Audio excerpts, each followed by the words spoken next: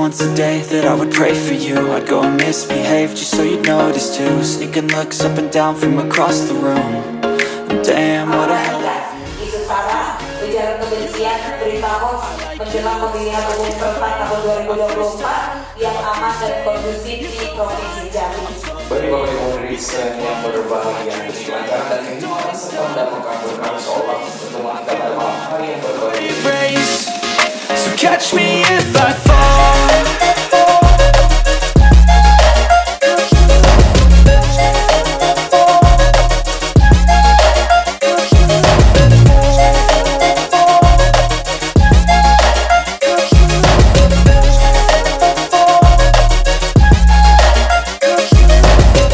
Alhamdulillah malam ini kita dapat tetap buka. Sebenarnya apa yang disampaikan oleh Bapak Direktur Kampus sudah benar. Jadi kalau kita bicara teori sosiologi, patron klien, ini yang ngumpul di sini kan patron semua. Patron semua artinya toke semua, elit semua. Sebenarnya kunci hidup pikuk di republiknya tergantung dengan elitnya, tergantung dengan patronnya.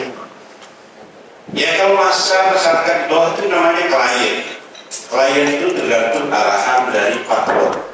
Patron itu ya elit.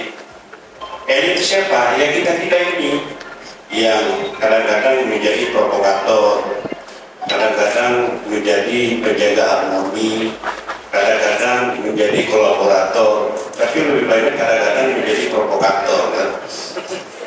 Terkait dengan menjelang pemilu Pilpres, isu-isu yang selalu diangkat itu adalah pertama terkait dengan hoax. Hoax itu dia penyebaran berita bohong. Banyak orang mengatakan dulu itu kalau pemilu biasa-biasa saja. 20-30 tahun betul kalau dulu. Kalau sekarang ini masyarakat sudah berubah. Karena apa? Karena teknologi informasi yang semakin masif. Bayangkan kalau kita ambil data dari 250 juta masyarakat kita, hampir 92% itu pengguna handphone. Handphone itu rata-rata Android yang fiturnya macam-macam.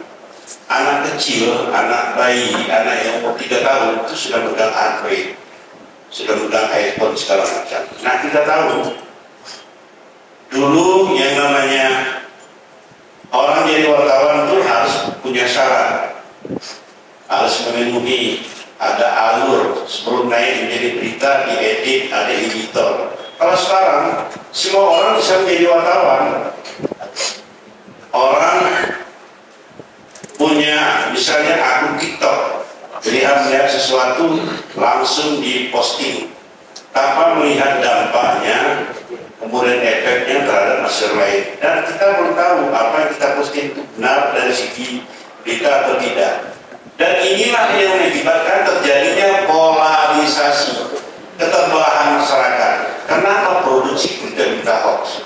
Ditambah lagi oleh para penceramah-penceramah. Saya ini sering ditanyakan oleh para kiai-kiai di bawah. Ini bagaimana nih Islam mau dihabisi? Maka kita dari Kepala menjelaskan Islam yang mana yang mau dihabisi? Ini kalau orang awam kan bahaya. Islam yang mana yang mau dihabisi?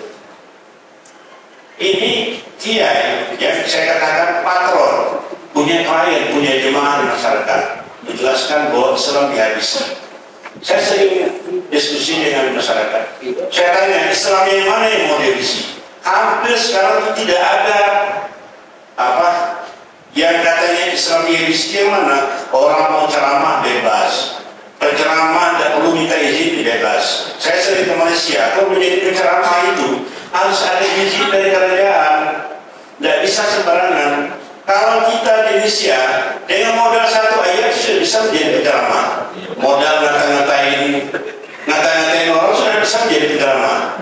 Modal ngatain gubernur, modal ngatain presiden, modal ngatain LSM, itu bisa menjadi penceramah tanpa sertifikasi. Kalau di Malaysia itu tidak bisa. Kalau tidak ada sertifikasi dari kerajaan itu tidak bisa jadi penceramah. kemudian materi yang disampaikan itu diseleksi. Tapi kalau kita ini bebas sebebasnya untuk dipenjara, termasuk juga mendirikan rumah ibadah. Kalau Pak Mutadi ini punya duit, punya tanah, boleh mendirikan masjid. Walaupun kadang-kadang GMP ini tidak punya kan. Masjid Al-Muhtadiyah, berdirilah masjidnya, bebas. Kalau di Malaysia tidak bisa. Kita contoh yang paling dekat, Malaysia itu harus ada izin kerajaan untuk mendirikan rumah ibadah. Jadi Islam yang mana yang ditindas? Dari segi beasiswa, saya sering mengatakan kepada mahasiswa, kita harus bersyukur. Gelombang beasiswa ke Timur Tengah, kemudian ke Australia, dari cidikan Muslim itu ribuan ratusan anak muda kita dikirim belajar. Tapi memang yang dikirim itu yang memenuhi syarat tuh, pel segala macam. Kalau benar tidak mungkin dikirim belajar di Mesir segala macam. Kalau dia tidak hafal Quran tidak mungkin dikirim ke Mesir. Kesalahan-kesalahan itu harus dipenuhi. Jadi kalau ada hoax yang mengatakan Islam zalimi itu bohong semua. Itu bagian dari provokasi untuk memecah polarisasi antar umat beragama. Jadi betul yang kata Polda, kalau kita sudah ngumpul di sini, amanlah, harmonilah republik ini. Karena kadang-kadang ini tukang kipasnya tokoh-tokoh, orang-orang seperti kita yang mengibasi masyarakat, yang membuat tafsir kepada masyarakat. Tadi saya ngomong ya Polda, agama ini salah tafsir. Kenapa orang berbeda pandangan? Itu kan masalah tafsir agama. Ada tafsir yang tentang jihad, itu masing-masing ulama itu beda. Ada yang menafsirkan kalau jihad, kalau ada perang bunuh orang itu belum jihad. Yang namanya jihad itu tidak perang, itu belum jihad. Tapi ada jihad yang mengatakan, ditafsirkan, kalau sudah berbuat baik, membantu orang miskin, itu sudah bagian dari jihad. Kan beda tafsir. Maka saya setuju sekali dengan Gus Baha, bagaimana menafsirkan agama yang berindaraya.